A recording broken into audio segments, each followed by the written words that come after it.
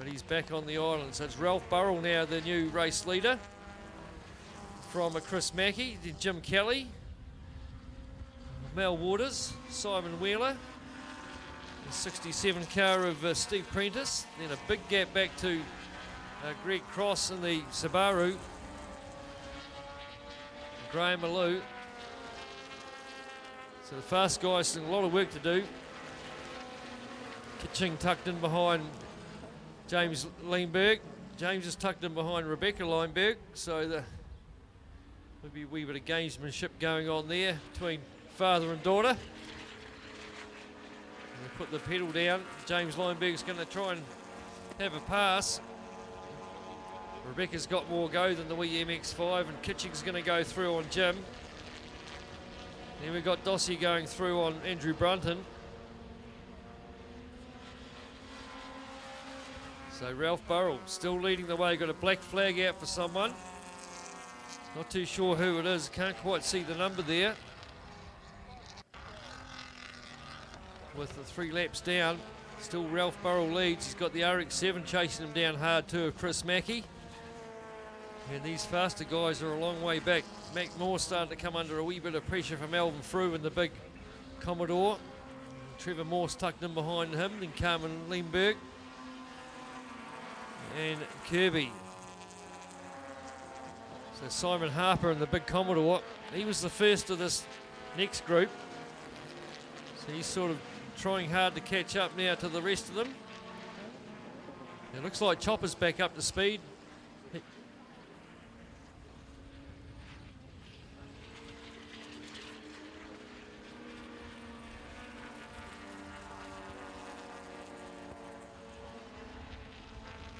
Yeah, jump start, I think, for Mel Waters. That's what the black flag was for. I think a 5 second for the jump start, maybe a bit more, depending on how lenient they feel they're going to be. But here's a battle for the lead. Ralph Burrell still going all right in the wee Toyota MRS. Being chased down by Chris Mackey. Gap back to Mel Waters. Simon Wheeler tucked in behind him. Of course, Mel Waters has got that time penalty. Then the 67 of Steve Prentice, Greg Cross, Jim Kelly, Graham Alou, back to car 15, Glenn Wenderwarn, the wee Pulsar. Seems to be going all right, the wee Pulsar too, Brendan. You're a big Nissan man. Indeed I am, doing very well. And Kurt Snook coming under some pressure from Dean Cook. So these 3 RX-8s all trying to weave their way through together.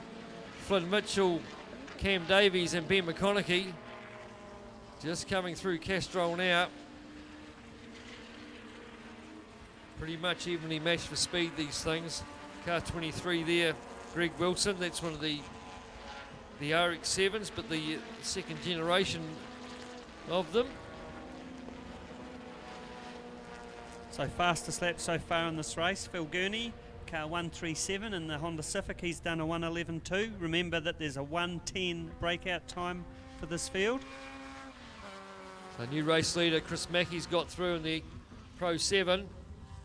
Ralph Burrell, though, still not giving up, right on the tail of the RX-7. Mel Waters still hanging on to that third from Wheeler.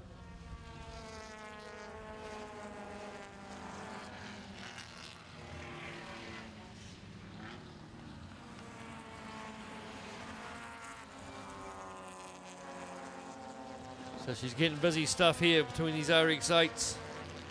Ben McConaughey trying to separate these 2 White Horse Motors cars. They're trying for the last lap or 2. And there's just no way through. So Dossie's managed to get up past Chopper and a couple more cars. He's on a charge again, having a look up the inside of Josh Ward. Now he's on a hunt on the Seat Super Copa, the SQ car. Chopper now trying to line up Jimmy Leinberg. Might try and go down the outside, but he's not deep enough.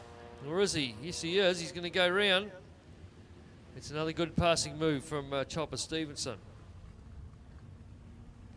So leaders down the front straight again. Ralph Burrell still hasn't made this thing go away as they come across the line.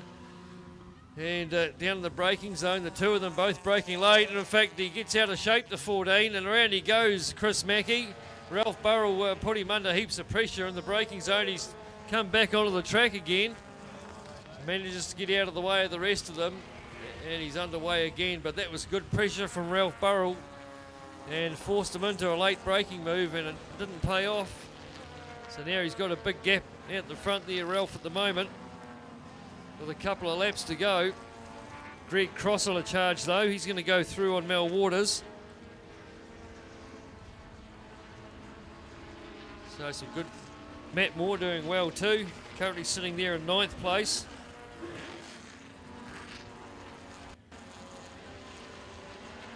So passing all around the place. Dossie's managed to get through on Askew in the Super Copa, and just got through on Andrew Brunton as well. So up another couple of spots there for him.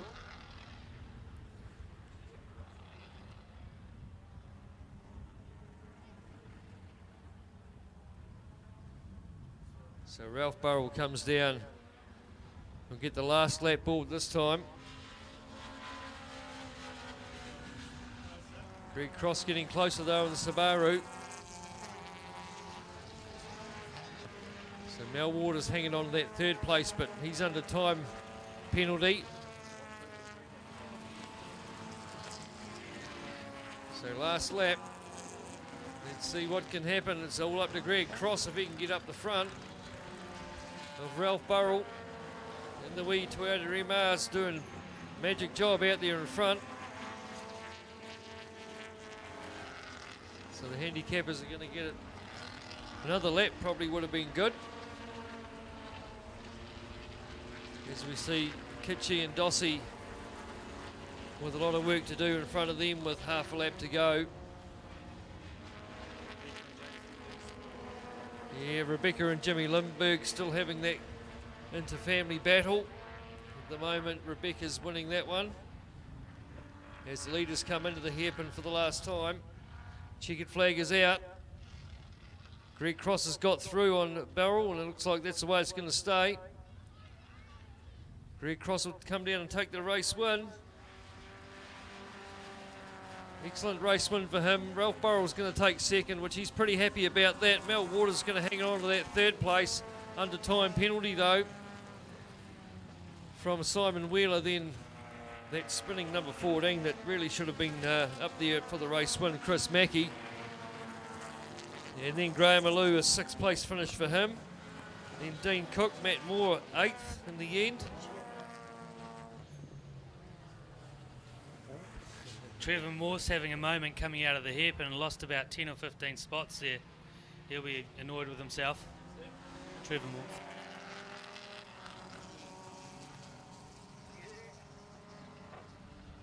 Oh, some great racing all down through the field there for the Draftline SS Cup. Big thanks to Pat Cole and the team there for getting on board again this season. Biggest field of cars we've seen there for the SS Cup.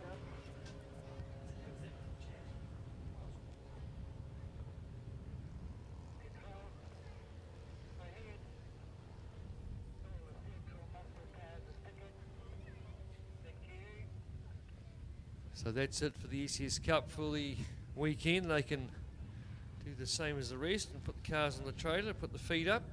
Don't forget, after racing today, we've got the presentation out here in front of the club rooms for all the drivers. We'll have podium placings for all the classes. It's normally a bit of a laugh, and it's normally a race to see who can get the cork out of the bottle of wine the fastest. So if you're not in any hurry to get home, come on over and watch it. It'll be straight after racing finishes here this afternoon. So up next, we've got the last race of the weekend here for the Central Muscle Cars. 2 races to go for the day, Central Muscle Cars, and then we finish it off with the Jim Thickett Memorial. But got Ian back up from Central Muscle Cars, and what's the goss down there after that incident between Foggy and that? No goss at all? Oh, it's just probably destroyed his championship a little bit, I think.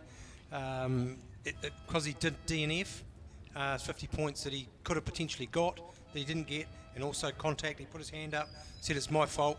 So he loses 50 points for that as well. So it'd be disappointing for him, but it basically means that someone else has to do the same things, basically to get him back in the championship. Like if someone else has a DNF, like Dean Henson or Dean Perkins and that. But it's put Perkins back up in a good position to have a fight for the championship again, which is quite good for him. Yeah, so lucky not to get away with too much damage though, but a bit of panel damage in the driver's door and a rim and a tyre. Apart from that, I don't think there was too much else wrong with the car. Someone's had a good job polishing it up in the last hour or two, because it was a bit dusty there earlier on. But once again looking magic, except for that driver's door. Yeah, his partner Tracy was down there polishing and that sort of thing. A few people said perhaps he should be doing it because he's got the car dirty. That's right. So what's the format for this one? It's a grid start, so we'll go off the fastest lap times. No DNSs there, no one not starting that should be. And no Dwayne Ingley then in car 77. Car 168, Shane Holland, he actually had a diff to replace in between the last race and this race.